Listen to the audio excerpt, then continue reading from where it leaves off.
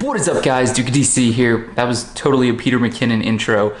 Real quick before this video starts, I do want to apologize. My camera had an exceptionally difficult time with the exposure for some ridiculous reason. So as you can see, the bike is going to be a little bit skewed in the video, and some of the sunny areas are kind of washed out. I fixed it so that videos shot after this, there's one more video from this day, will be fixed. Don't forget to subscribe.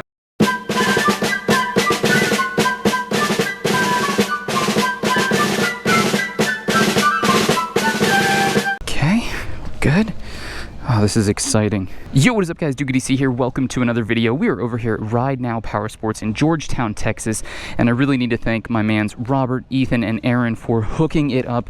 Please hit them up if you are in this area looking for a motorcycle. I just took out that beautiful 2019 Yamaha Nikon GT, and now we are on to the CBR1000RR SP. All right, guys, you already know. Let's jump into some specs. So on the 2019 CBR1000RR SP, you do have a higher starting MSRP here of $19,999. So it is a $20,000 super sport bike, and it does come in about $3,500 over its non-SP variant. But you do get this beautiful electronic Öhlins and these Brembo monoblocks on the SP. So if you are kind of a fanboy of these really amazing additional features, then this is the one to get. I mean, I adore Öhlins suspension.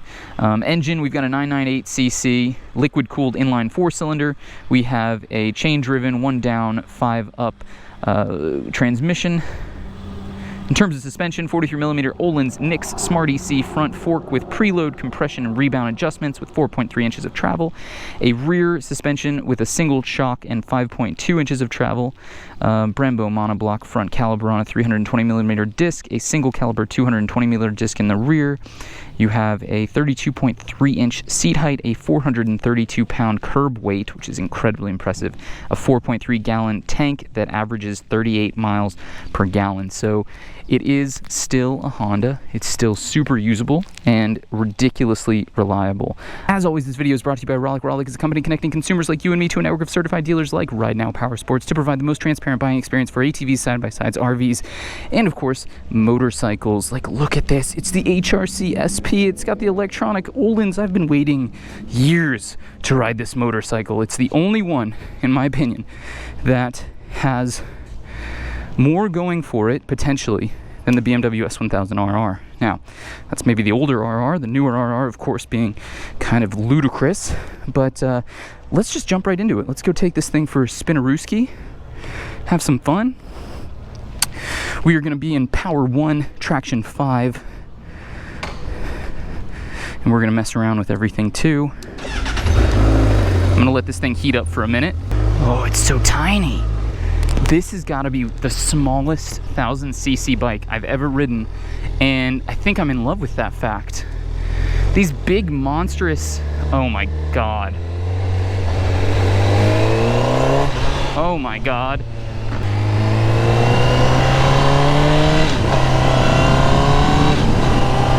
Dude. Oh my god, this is fantastic. Okay, so right off the bat, first thing I want to talk about here is how incredibly tiny this motorcycle feels. It is super, super narrow. It's also ridiculously small. Just everything about it is so much smaller than the other 1000cc bikes I've ridden in the past. I mean, the R1 feels a lot bigger than this. The BMW S1000R feels a lot bigger than this. The Ducatis feel a lot bigger than this. Oh, the transmission is like butter. The quick shifter is very smooth. Of course, higher up in the rev range, it becomes much smoother. Totally unnecessary to be in 5th gear right now.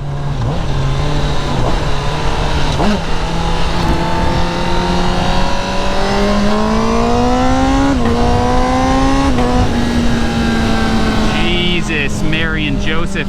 And I'm not even touching the rev limiter. I won't on this ride. This bike is literally brand new. That's the total trip miles here is 2.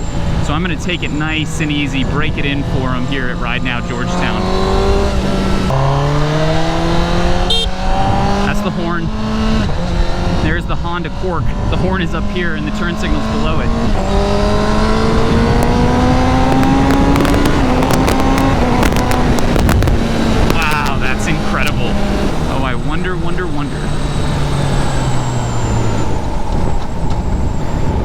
this is just ludicrous.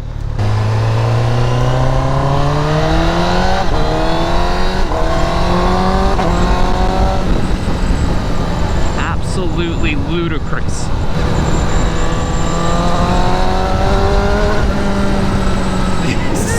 This is insanity. This is insanity. What a beautiful, beautiful motorcycle from Honda. I mean, the CBR1000RR for generations has been kind of the go-to for smooth, comfortable power sport, super sport bikes, right? Like, the Suzuki was the smoothest, the Honda was the most comfortable, the Yamaha was the firmest, the Kawasaki was maybe the more powerful one for a long time. That's kind of where these Japanese super sport bikes laid their ground. And I can say without a shadow of a doubt that this is a very comfortable super sport bike, although the S1000RR is a little bit more ergonomic in terms of its setup being kind of less forward and less on your wrists. But I will say this, destroys the R1. The R1 is very firm, very stiff, and very uncomfortable. The electronic Öhlins that I have here, I'm in M1 mode. This is a electronic adaptable suspension, so it's changing on the fly, which is just freaking brilliant. And to be Öhlins and then to be electronically adjustable is just like, my God, right?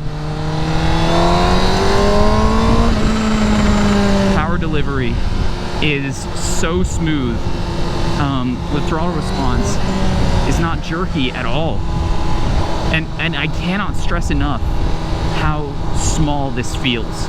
Like this, I feel like I'm riding a 600cc bike that just happens to have 1,000 cc's of power.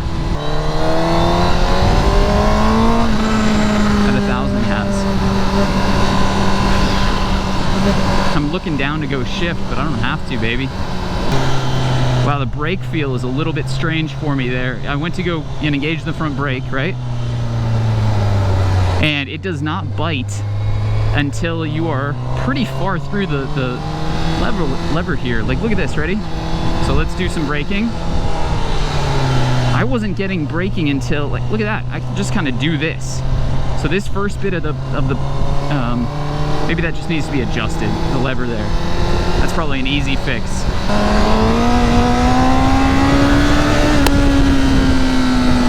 The sound is intoxicating. This inline 4 from Honda is smooth as butter.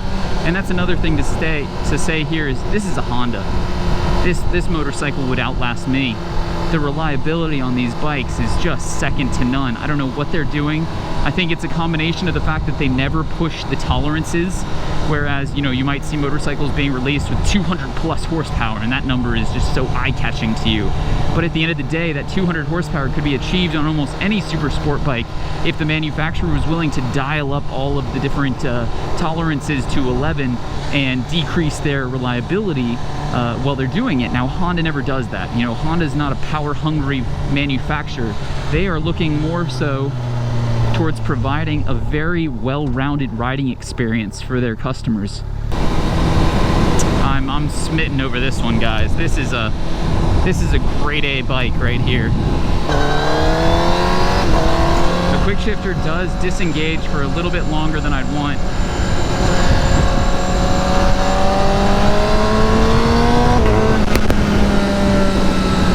Power delivery is intoxicating. Sound is intoxicating. The visceral nature of this is intoxicating. If I get pulled over, I'll get a DUI, baby, because I'm drunk on Honda. It is so light and flickable. This is not 1,000. It's a 600 masquerading as 1,000 cc SP. The turn signal horn thing is literally the only thing that I don't like about this motorcycle. Like, that is super annoying that Honda does that. Okay, there's something in my eye. Oh, Honda has done one of the best jobs of any manufacturer at building a system here that is just so intuitive. So, you know, you've got all this beautiful information, your tach, your speedometer, your gear indicator. You don't have a fuel gauge, which is interesting, especially since you have a trip A consumption. So it shows you how much fuel you're using, and you know the capacity of the tank. So you can just reverse engineer it, but it just doesn't seem necessary. As you can see, I'm over here on the user modes. I can change from the user 1, user 2, and then 3 selectable modes that Honda has pre-programmed. I'm staying in user 1 mode, so power is the most, traction control is kind of in the middle, wheelie control is the least intrusive, engine braking is the most intrusive, and I'm on suspension auto 1 because I want to see what it feels like when the Olin Smart Smart suspension is doing its thing. Okay guys, so for this 2019 CBR1000RR SP with the 998cc inline 4, you are producing at the wheel about 189 horsepower and 84 foot-pounds of torque. Now I know that does fall below some of the competitors, but like I said, you know, Honda has never been a horsepower focused motorcycle brand. I mean, look at it too. I love the SP HRC paint scheme on these. It's just a beautiful bike on a beautiful day. We're gonna ride it back to the amazing people over at Ride Now Georgetown, and I'm very interested to see what engine braking 3 feels like. Wow, so engine braking at 3 is actually pretty significant engine braking. I like that. So let's change the user mode. We're gonna go to mode 1. You have to be off throttle. Mode 1, power 1, traction 2, wheelie 1, engine braking 3 again. Wow, it does like engine braking. Like even this is just not enough. It wants more, baby. It wants so much more.